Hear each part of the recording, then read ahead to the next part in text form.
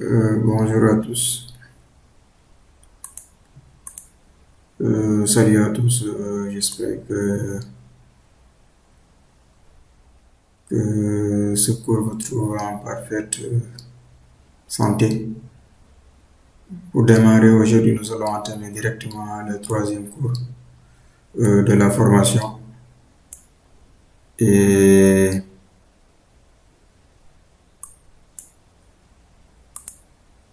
nous allons entamer le troisième cours de la formation. Je vérifie quelque chose un instant. D'accord. Excusez-moi, je vérifie un peu le son du PC pour voir s'il est de bonne qualité ou pas. Son système, d'accord. P12 speaker, et ça va. Je pense que ça va. Ouais, égal sur entrée, sortie. D'accord. Je pense que c'est bon.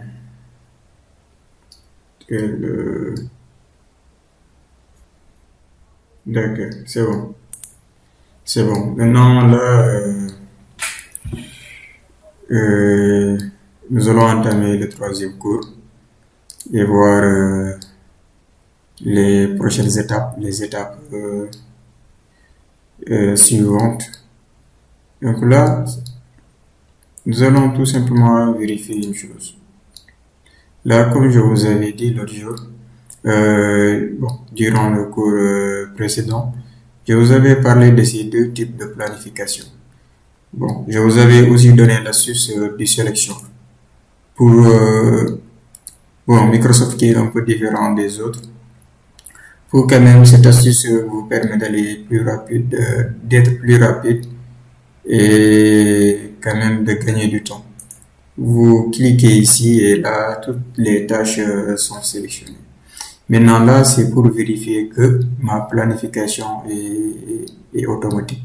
Donc là, ça se voit, la planification elle est automatique. Raison pour laquelle la planification manuelle n'est pas du tout, n'est pas active en fait. La commande n'est pas active. Donc c'est un peu ça. C'est un peu ça. Maintenant là, nous avons la tâche qui récapitule toutes ces tâches-là, la durée du projet, et c'est un peu ça. Maintenant, là, ce que nous allons faire en premier lieu, c'est d'ajouter. Vous allez voir, nous allons ajouter une tâche, insérer une tâche. Nous allons ajouter une nouvelle tâche, vous allez voir. Je vais l'appeler début. Et vous verrez son importance. Je vais l'appeler début et mettre ici 0. Vous verrez son importance. Donc là, vous constatez vous-même qu'il y a un point ici. Parce que ce sont des tâches, j'aimerais les dénommer des tâches fictives en fait. Ce sont des tâches qui n'ont pas d'impact sur notre projet. Raison pour laquelle je les nomme des tâches fictives. Donc, ce sont des tâches vraiment qui, si vous voyez, il n'y a pas une barre qui représente vraiment cette tâche. Et là, nous allons aussi essayer d'ajouter une tâche et mettre aussi 0. De même. C'est la même chose. Maintenant, moi, j'ai juste envie de vous poser la question à savoir, la tâche numéro 2, directement, si vous constatez en fait, au début, la tâche numéro 1, au moment de la visualisation des vidéos, si vous revenez un peu en arrière, vous allez constater ici que c'était la tâche numéro 1 qui était la tâche, qui était son prédécesseur en fait, qui était la tâche qui était l'antécédente. Donc la tâche qui précédait. Maintenant là, automatiquement, après avoir ajouté la tâche fictive, donc la tâche la tâche antécédente donc, est le numéro 2 et la tâche numéro 2. D'accord? Donc, qui est identifier les besoins en santé. Maintenant, là, là que constatez-vous au niveau de l'assistance, en fait, au niveau de nos diagrammes, en fait, au niveau des barres, il y a une liaison entre les tâches. Entre liaisons, nous avons ici des liaisons entre les tâches. Donc là, si vous visualisez le cours précédent, vous avez montré vraiment comment lier les tâches entre eux. La tâche qui débute juste après cette tâche-là. Par exemple, cliquons sur cette tâche, par hasard, préparer le site. Après avoir achevé cette tâche directement, l'autre tâche va démarrer. Donc, il y a une liaison. Donc, c'est cette flèche-là qui représente la liaison entre ces deux. Pour cette tâche-là, vous voyez que après juste avoir terminé cette tâche, qui est la tâche numéro 5, là, cette tâche a pour prédécesseur la tâche 5. Donc, juste après avoir terminé la tâche numéro 5, il faut entamer cette tâche pour gagner du temps. Donc, raison pour laquelle vous voyez une ligne ici qui représente la marge, qui veut dire tout simplement, durant toute cette durée-là, cette tâche peut être vraiment exécutée. D'accord? Maintenant, pour lier la tâche fictive et notre première tâche qui est d'identifier les besoins en santé, on met tout simplement son prédécesseur. Donc, il y a une liaison directement, comme vous pouvez le constater là. D'accord? Et là, nous allons faire de même, mettre la tâche, mettre son prédécesseur directement. Donc, vous constatez que cette tâche-là quitte le début directement pour aller à la fin. Donc, c'est un peu ça. Et maintenant, vous vous rappelez en fait, pour revenir sur les deux différents, en fait, oui, la planification manuelle, vous vous rappelez quand même qu'il y avait, pour vérifier, nous allons vérifier ça. C'est planifié automatiquement. Maintenant, si vous vous rappelez, parce que parfois, ça c'est une tâche qui récapitule en fait toutes ces tâches-là. D'accord? Maintenant, il y aura encore des tâches et des sous-tâches. Vous allez voir ensemble. Nous allons en fait découvrir toutes ces astuces ensemble. Mais pour le moment, retenez tout simplement que la tâche début, elle n'impacte pas, mais nous avons tout simplement besoin de savoir la date vraiment du début de notre projet, qui est vraiment le 14 avril. D'accord?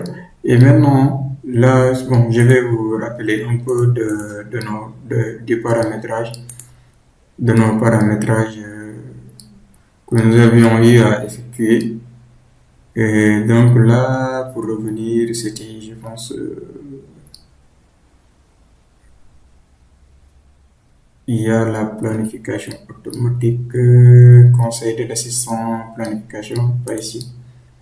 Pas ici non plus. Échéancier, je pense que c'est là. Oui, c'est la nouvelle tâche créée. Donc ça, si vous vous rappelez, ça a été vraiment, je vous avais recommandé quand même de mettre vraiment, de choisir l'option quand même planifier automatiquement, c'est important.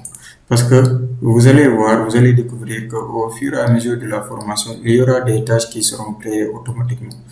Ça peut arriver que vous créez une tâche, automatiquement. Bon, ici, en insérant une tâche, je vais faire une démonstration et vous créez une tâche. Et maintenant, si vous créez une tâche, après, donc, c'est là que va impacter la planification automatique. Vous voyez? Donc, c'est un peu ça, je vais faire un retour. Ok, d'accord. Et maintenant, vous vous rappelez aussi lors du paramétrage, de l'ajout de ces commandes au niveau des ruban. On avait vraiment, je vous avais montré, bon, je vais y revenir. Échéancier, non, barre d'outils d'accès rapide. Donc ça, ce sont les barres d'outils d'accès rapide que nous avions eu à ajouter au niveau des commandes par défaut. Donc c'est ce qui s'affiche ici. D'accord? Et maintenant, là, pour une petite démonstration, je vais vous montrer aussi. Ça, c'est l'assistant diagramme de Gantt. C'est bon, autant pour moi, c'est la diagramme de Gantt. Je vais vous montrer d'autres tâches, tableau des ressources, utilisation des tâches, réseau des tâches, suivi Gantt, c'est intéressant aussi. Suivi Gantt, ça permet vraiment à ceux qui, surtout les bureaux de suivi, qui veulent vraiment faire des suivis pour les plannings et essayer quand même d'avoir des ratios de pourcentage, des ratios, d'avoir l'évolution vraiment des tâches et l'évolution de la durée, des coûts, des ressources. Donc c'est un peu ça. Cette commande-là vous permet vraiment de faire votre suivi comme il le faut. Maintenant, je vais essayer de vous montrer une chose ici. Graphisme réseau des tâches. Ok. Tâches, tableau des tâches. Chronologie. Bon, je vais vous montrer un peu ce que ça ressemble, un peu ces commandes-là. Bon, c'est juste pour vous faire une démonstration. Là, vous voyez que c'est vraiment, MS Projet est vraiment un logiciel très pertinent. Effectuer une étude de faisabilité qui est de 3 jours. Donc ça, c'est la tâche qui récapitule toutes les autres tâches. Et nous avons aussi obtenu les autorisations. Et là, ça vous marque même le jour, le lundi 27. Donc, et en fait, le mardi 28, vous débutez déjà l'autre tâche. Donc, c'est un peu ça. Il vous met la durée le nombre de jours. Et là, c'est pertinent. Donc, c'est pertinent. Ça, ce sont les calendriers. Ça, c'est uniquement avec le calendrier. D'accord? Et pour revenir ici, nous allons revenir à notre diagramme de Gantt. Je vais vous faire une démonstration du planificateur d'équipe. Donc là, effectuer une étude de faisabilité. Bon, là, vous voyez que MS Projet quand même nous donne beaucoup d'informations concernant les tableaux. Il y a aussi les tableaux de ressources. Nous allons remplir toutes ces commandes ensemble au fur et à mesure de la formation. Ça, ce sont ce sont les utilisations des tâches, comment les utiliser. Vous voyez, travail, diagramme de Gantt pour revenir, formulaire des ressources. Donc, ce sont des tâches que nous aurions quand même le temps d'excès. Nous allons voir toutes ces choses-là au fur et à mesure de la formation. Suivi Gantt, donc ça, comme je l'expliquais tantôt pour les bureaux de suivi, ceux qui font le suivi, tableau des tâches, il y a aussi l'utilisation des ressources. D'accord? Rétablir les valeurs, plus d'affichage. Bon, je vais revenir sur le diagramme de Gantt. D'accord? Et maintenant, qu'allons-nous faire maintenant? Je vous ai parlé de cette commande-là. Nous allons tout simplement essayer quand même qui est l'assistant diagramme de Gantt. D'accord? Là, il nous dit que l'assistant diagramme de Gantt, cet assistant met en forme votre affichage diagramme de Gantt pour qu'il y ait exactement l'apparence souhaitée pour continuer. Donc, ça va nous assister. Donc, ce commande-là va nous assister tout simplement à vraiment mettre en ordre et optimiser notre diagramme de Gantt. Nous allons donc continuer. Donc là, quel genre d'informations désirez-vous afficher dans votre affichage diagramme de Gantt? Il nous propose standard, chemin critique planifié, autre. Donc là, moi je vous suggère de cliquer sur diagramme de Gantt personnalisé. Voulez-vous afficher différemment dans vos prévisions les barres représentant les tâches critiques et les tâches non critiques dans vos prévisions? Oui, une tâche critique est celle qui, si prolongée ou retardée, donc c'est important de savoir ce qui est une tâche critique. Une tâche critique est celle qui, si prolongée ou retardée, peut retarder la fin du projet. Donc c'est une tâche critique. Une tâche non critique est celle qui peut être prolongée ou retardée sans affecter la fin du projet. Vous allez voir. Donc, directement, vous allez vous dire que cette tâche, si je vous posais la question, vous allez vraiment, vous connaissez la réponse. Vous savez que cette tâche-là, elle n'est pas du tout critique. Parce que, comme la définition l'indique, une tâche non critique est celle qui peut être prolongée ou retardée sans affecter. Donc, cette tâche-là, durant toute cette durée-là, peut être vraiment retardée jusqu'à, en fait, à une période donnée et l'entamer. Ça ne peut affecter en fait le planning en fait et la durée du projet. D'accord? Donc, voulez-vous afficher différemment dans vos prévisions? Non, je vais mettre les tâches critiques donc oui, je vais mettre donc je vais opter pour ça. Là, il nous dit sélectionner les options du style pour les barres représentant les tâches critiques. Je vais le laisser en couleur rouge. Les tâches non critiques, je vais les laisser, les tâches normales, autrement dit, je vais les laisser en couleur bleue. Maintenant ici, ce sont les tâches qui récapitulent nos tâches, comme vous pouvez le constater là. Ce sont des tâches récapitulatives. Maintenant, je vais essayer d'augmenter un peu l'épaisseur. Je vais utiliser couleur noire. Je vais utiliser la couleur noire, d'accord, et mettre suivant, c'est bon, et mettre suivant, d'accord, là aussi je vais, c'est bon, ok. Maintenant, quel genre de barre de garde supplémentaire voulez-vous afficher? Aucune, planifier, marge totale, planning des références et marge. Donc là, il nous dit qu'une barre de Gantt de planning de référence représente les dates planifiées d'une tâche. Une barre de Gantt de marge affiche une barre de temps selon laquelle une tâche peut glisser avant qu'elle ne retarde la fin du projet. Donc c'est un peu cette démonstration que je vous faisais tout à l'heure. Maintenant là, quel genre de barre de Gantt supplémentaire voulez-vous afficher? Essayons de voir la barre de Gantt. Marge totale. Ok. Planning de référence et marge. Marge totale. Marge. Bon, pour l'instant, nous allons opter pour aucune. Je vous expliquerai après. Maintenant, là, il nous demande quelle information sur la tâche voulez-vous afficher à l'aide des barres de Gantt. Bon, nous aurons besoin des ressources parce que l'exercice, en fait, nous le demande et ça vous permettra aussi de vraiment avoir une idée sur ça. Nous allons mettre ces deux en même temps. Nous allons mettre ces deux en même temps, d'accord? Et mettre suivant. Voulez-vous afficher les flèches de dépendance entre les tâches? Exactement. Ce sont ces flèches de dépendance là. Je vais mettre oui. Maintenant, là, le message en fait nous informe. Félicitations, l'assistant du diagramme de Gantt est prêt à mettre en forme votre affichage diagramme de Gantt.